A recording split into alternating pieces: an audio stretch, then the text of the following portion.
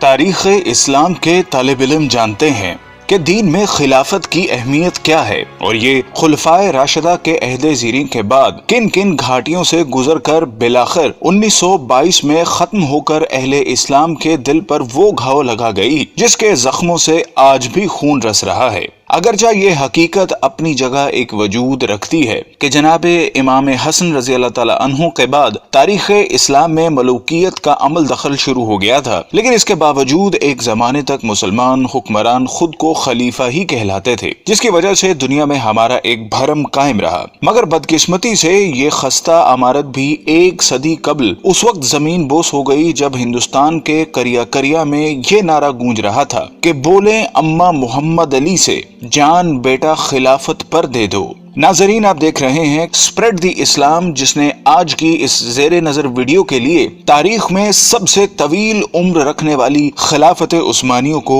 اپنا موضوع سخن بنایا ہے، جس میں اس عہد کے سرسری جائزے کے ساتھ ساتھ اس معاہدے کا بھی خاص طور پر تذکرہ کیا جائے گا جو کہ اس کے خاتمے کے وقت اتحادی قوتوں اور اس کے شکست خوردہ حکمران کے درمیان طے ہوا تھا، جس کی عمر 100 سال مقرر کی گئی تھی، اور ہم جانتے ہیں کہ یہ مدت آئندہ سالوں میں ختم ہو جانے والی ہے، جس کے بعد نہ صرف عالم اسلام بلکہ پوری دنیا میں ایک بہت بڑی تبدیلی کے مواقع موجود ہیں۔ لیکن اصل موضوع کی جانب بڑھنے سے قبل ہمارے اس قافلہ تحقیق و جستجو میں نئے شامل ہونے والے ساتھیوں سے درخواست ہے کہ وہ پہلے چینل کو سبسکرائب کر کے ساتھ موجود گھنٹی کی علامت کو بھی دبا دیں تاکہ اسی نوع کی ہماری دیگر ویڈیوز بھی ایک خودکار نظام کے ذریعے آپ تک پہنچتی رہیں۔ معزز ناظرین، بنو امیہ کی حکومت کے خاتمے کے بعد 132 ہجری میں خلافت بنو عباس کا قیام عمل میں آیا، جو کہ قریب 5 صدیوں تک قائم رہی، اور اس زمانے میں بغداد نہ صرف علم و حکمت کا گھر تصور ہوتا تھا بلکہ اس کا شمار دنیا کی طاقتور ترین حکومتوں میں بھی ہوتا تھا، جس کو ہارون الرشید اور مامون الرشید جیسے خلفاء نے قوت و حشمت کی بلندیوں تک پہنچا دیا تھا۔ لیکن فطرت کے اس اصول یعنی ہر کمال رہ زوال کے تناظر میں جب 8ویں خلیفہ معتصم باللہ کے بعد عباسیوں نے محض ہوس اقتدار کو اپنا مطمع نظر بنا لیا تو ہلاکو خاں کے ہاتھوں اس کا بھی خاتمہ ہو گیا، اور یہ تاریخ اسلام کا وہ خونی باب ہے جس کو رقم کرنے کے لیے شیر کا کلیجہ درکار ہے۔ لیکن چونکہ آج کا ہمارا موضوع خلافت عثمانیہ ہے جس نے اسی راک سے جنم لیا، سو ہم اسی تک محدود رہتے ہوئے ابھی اس سے صرف نظر کریں گے۔ ناظرین محترم، عین ان لمحات میں جب بلا لحاظ عمر و جنس مسلمانوں کا خون بغداد کی گلیوں کو سیراب کر رہا تھا اور تاتاریوں نے صرف مسلمانوں پر زندگی حرام کر دی تھی کہ ایک دیندار گھرانے میں ایک بچے نے آنکھ کھولی اور اس کے والدین نے نومولود کا نام عثمان رکھا، جس سے ان نامہربان موسموں میں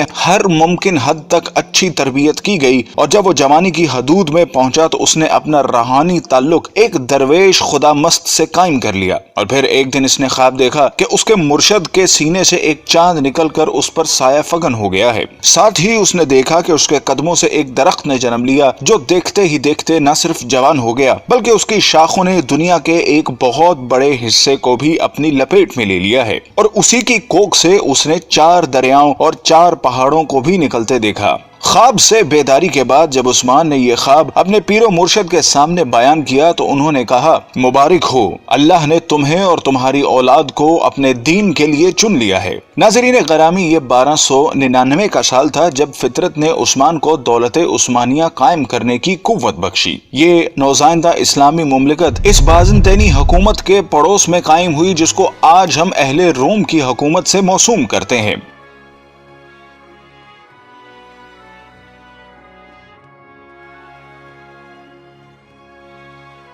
قابل قدر ناظرین، عثمان، جس کو ترک آج بھی غازی عثمان کے نام سے یاد کرتے ہیں، کا عہد حکومت ایک مثال کے طور پر پیش کیا جاتا ہے جس میں عدل و انصاف کی حکمرانی تھی۔ غازی عثمان نے اپنی زندگی میں ایک ایسی سلطنت کی بنیاد رکھی جو کہ آنے والی کئی صدیوں تک قائم رہی۔ یہ عظیم حکمران جب 1226 میں اس دنیا سے رخصت ہوا تو اس نے موت سے قبل اپنے بیٹے اور خان کو جو نصیحت کی وہ آج بھی کتب تاریخ میں ایک بہترین ضابطے کی صورت میں موجود ہے۔ اس نے کہا کہ جہاد فی سبیل اللہ کو قائم رکھتے ہوئے ہمیشہ دین اسلام کا پرچم سر بلند رکھنا اور ہمیشہ عدل و انصاف پر قائم رہنا۔ اس نے کہا کہ میری نسل سے جو شخص بھی اسلام سے بے وفائی کا مرتکب ہوگا تو وہ روز حشر رسول اللہ صلی اللہ علیہ وسلم کی شفاعت سے محروم رہے گا۔ اور پھر اس کے بعد 627 سال تک دولت عثمانیہ پر اسلامی خلافت قائم رہی، جس دوران کئی ایک نامور حکمران آئے جنہوں نے اس کی آبیاری کرتے ہوئے اسے دنیا کی ایک عظیم سلطنت میں بدل دیا۔ اور پھر آنے والے وقت نے ثابت کیا کہ عثمان کے خواب میں آنے والے دریاؤں میں دجلہ، فرات، نیل اور دریائے دینوب شامل تھے،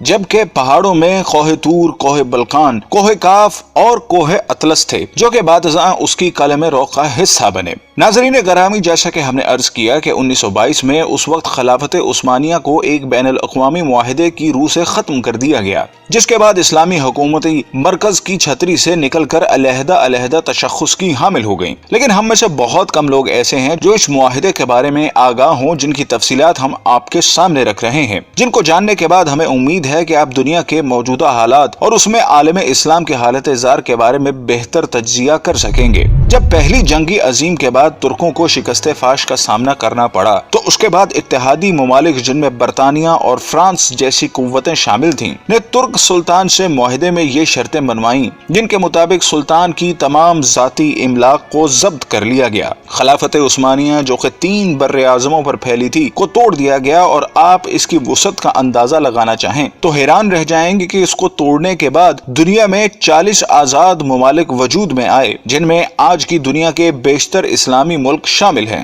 گویا مسلمانوں کی قوت مختلف 40 دائروں میں تقسیم ہو کر رہ گئی، جس کے بعد یہودی اور نصرانی دنیا کے لیے سپر پاور بننے کا راستہ ہموار کیا گیا۔ ترکی جو کہ اس سے قبل عالم اسلام کا مرکز تصور ہوتا تھا کو سیکولر اسٹیٹ کا درجہ دے دیا گیا۔ سلطان کے 3 بر اعظموں پر پھیلے ہوئے اثاثوں کو ضبط کر لیا گیا، اور ترکی میں آئندہ 100 سال تک اسلامی نظام کے نفاذ اور خلافت پر پابندی عائد کر دی گئی۔ اس کے علاوہ اس کو معاشی طور پر تباہ و برباد کرنے کے لیے یہ شرط بھی رکھی گئی کہ وہ اگلے 100 سال تک اپنی معدنیات، جن میں تیل کی نمایاں دولت تھی، کو استعمال نہیں کرے گا، اور تیل کے مزید کنویں بھی نہیں کھودے جائیں گے۔ جبکہ مزید ظلم یہ کیا گیا کہ اس کی بندرگاہ باسفورس پر ترکی کی ملکیت کو ختم کرتے ہوئے اسے عالمی تصرف میں دے دیا گیا، اور یہ شرط رکھی گئی کہ ترک اس سے کسی بھی قسم کا ٹیکس وصول نہ کر سکیں گے۔ یہ تمام شرائط نافذ کرنے کے بعد ساتھ ہی یہ بھی طے کر دیا گیا کہ ترک سلطنت اگلے 100 سال تک اس معاہدے کا احترام کرنے کی پابند ہوگی۔ ناظرین گرامی، وقت اپنی مخصوص رفتار کے ساتھ چلتا رہا، اور ترک مسلمانوں اور بالعموم تمام عالم اسلام نے یہ صدی کس کرب سے گزاری۔ اگر اس داستان خون رنگ کو لکھنے کی جسارت کی جائے تو ظاہر ہے ایک پوری کتاب کی ضرورت پڑے گی، لیکن یہ عہد پرآشوب اپنی تمام تر حشر سامانیوں کے ساتھ اب اپنی آخری سانسیں لے رہا ہے، اور اب مزید کچھ سال بعد ترکی اس معاہدے سے آزاد ہونے والا ہے جس نے 100 سال تک اس کی آزادی کو اس سے چھینے رکھا۔ لیکن جو وقت قریب آ رہا ہے تو اسلام مخالف قوتوں کی راتوں کی نیند میں خلل آنے لگا ہے کہ اس معاہدے کے بعد دنیا میں ایک بار پھر نئے دور کا آغاز ہونے والا ہے، جس کی طاقتور شہادتیں ترکی کی موجودہ قیادت جو کہ مرد حر طیب اردغان کا قول و عمل دے رہا ہے۔ ہر چند کے گزشتہ 1 صدی میں ترکی کو اسلام سے دور رکھنے کی ہر ممکنہ کوشش کی گئی، لیکن اس کے باوجود حالات گواہی دے رہے ہیں کہ وہ چنگاری جس کو اغیار نے اپنی مکاری سے دبانے کی سرتوڑ کوششیں کی، وہ ایک بار پھر شعلہ بننے کے لیے بےتاب ہیں۔ بلکہ اگر طیب اردغان کے طرز عمل پر ذرا سا بھی غور کریں تو یہ بات کھل کر سامنے آتی ہے کہ برما کا معاملہ ہو یا کشمیر کا مسئلہ،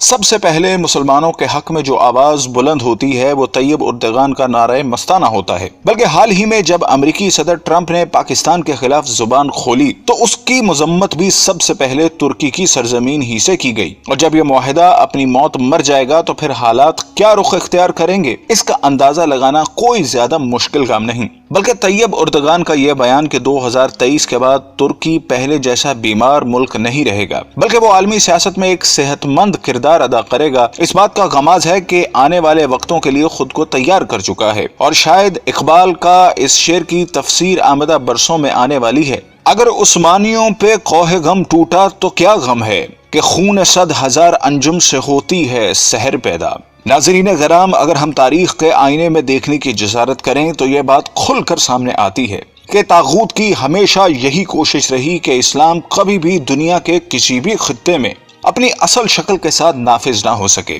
اور اگر ماضی میں بھی کبھی ایسی کوشش کی بھی گئی تو اس کی مخالفت میں تمام ابلیسی قوتیں متحد ہو گئیں، جس کی تازہ ترین مثال ملا عمر کے افغانستان میں اسلام کے نفاذ کی کوشش تھی، جو طاغوت کے لیے ایک ڈراؤنا خواب تھا، جس کے مقابلے میں ہم نے دیکھا کہ دنیا کی تمام قوتیں اس پسماندہ ترین ملک کے خلاف صف آرا ہو گئیں، اور نہ ہی وہ طاقتیں جن کے بارے میں اللہ رب العزت کا ارشاد ہے کہ یہ کبھی تمہاری دوست نہیں ہو سکتی، بلکہ یہ آپس میں ہی ایک دوسرے کی دوست ہیں۔ یہ گوارا کرتی ہے کہ ملت اسلامیہ کبھی ایک مرکز تلے جمع ہو سکے، اور یہی وجہ ہے کہ انہوں نے اسلام کی خلافت کو ختم کر کے اپنے تئیں ایک بہت بڑا معرکہ سر کر لیا تھا، اور اس خوش فہمی میں مبتلا تھیں کہ شاید ایک صدی کی گرد تلے دبے یہ ترک مسلمان دوبارہ اپنی فطرت کی طرف مراجعت اختیار نہیں کر سکیں گے، لیکن وقت کے تیور بتا رہے ہیں کہ اب ان کا یہ خواب پورا نہیں ہو سکے گا، اور ایک دفعہ پھر دنیا میں خلافت کی بنیاد رکھی جائے گی، کیونکہ حضور صلی اللہ علیہ وسلم کی حدیث کے مطابق قیامت سے قبل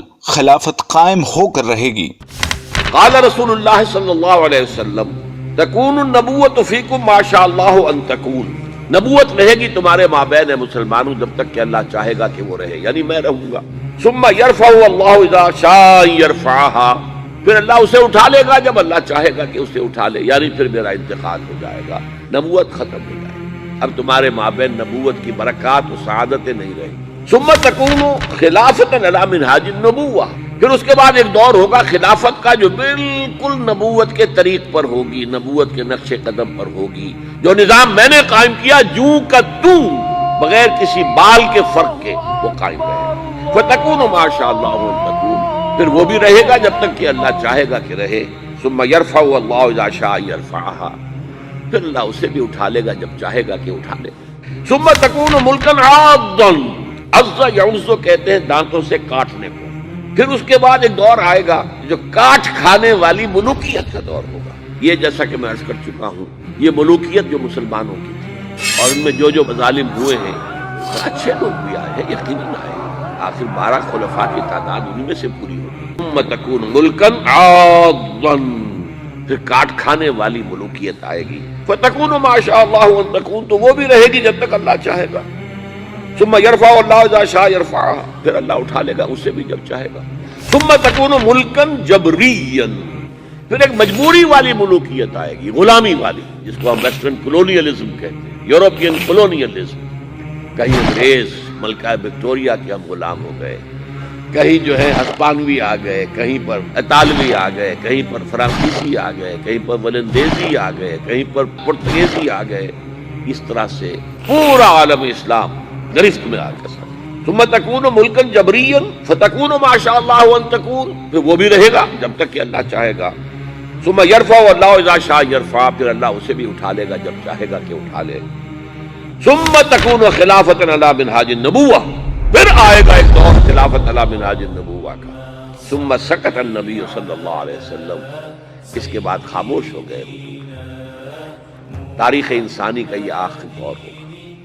مسند احمد میں موجود حدیث کے مطابق حضور صلی اللہ علیہ وسلم نے 5 ادوار کا ذکر فرمایا ہے۔ آپ صلی اللہ علیہ وسلم نے فرمایا کہ تمہارے اندر نبوت کا دور رہے گا جب تک اللہ چاہے، پھر اللہ اسے اٹھا لے گا جب اٹھانا چاہے گا، یعنی جب تک حضور صلی اللہ علیہ وسلم رہے وہ دور رہا۔ اس کے بعد حضور صلی اللہ علیہ وسلم نے دوسرے دور کا ذکر فرمایا، پھر خلافت منہاج النبوہ قائم ہوگی، پس یہ دوسرا دور بھی جاری رہے گا جب تک اللہ چاہے گا، پھر جب اللہ چاہے گا اسے بھی اٹھا لے گا۔ اس کے بعد حضور نے تیسرے دور کا ذکر فرمایا کہ اس کے بعد کاٹ کھانے والی حکومت کا دور آئے گا۔ حکومت کا یہ دور بنو امیہ اور بنو عباس کی ملوکیت کا دور تھا۔ آپ نے ارشاد فرمایا یہ دور بھی رہے گا جب تک اللہ چاہے گا، پھر اسے بھی ختم فرما دے گا۔ پھر حضور صلی اللہ علیہ وسلم نے چوتھے دور کا ذکر فرمایا، پھر جابرانہ بادشاہت کا ایک دور آئے گا۔ جابرانہ بادشاہت سے مراد غیروں کی غلامی کا زمانہ ہے۔ پھر حضور نے 5ویں دور کا ذکر فرمایا کہ پھر خلافت منہاج النبوت قائم ہوگی، یعنی پھر پہلے ہی کی طرح خلافت کا دور آئے گا جو نبوت کے نقشے پر ہی قائم ہوگا۔ ہمارا ایمان ہے کہ وہ دور لازماً آئے گا جس کی خبر حضور نے دے دی ہے کہ آپ صلی اللہ علیہ وسلم سچے ہیں اور آپ کی خبر کبھی غلط نہیں ہو سکتی۔ ناظرین کرام، خلافت عثمانیہ کی سرزمین پر طیب اردغان جیسی شخصیت کی موجودگی اس بات کی دلالت کر رہی ہے کہ شاید آنے والا وقت ایک دفعہ پھر اس امت کو ایک جھنڈے تلے جمع کرنے کے لیے اپنی چال چل چکا ہے۔ ہماری دعا ہے کہ خدا وہ وقت جلدی لائے کہ امت کے ان زرخیز اور مقدر دماغوں کے اندر وہ احساس زیاں جنم لے سکے جو کہ اتحاد امت کے راستوں کا نقیب بن سکے۔ آمین۔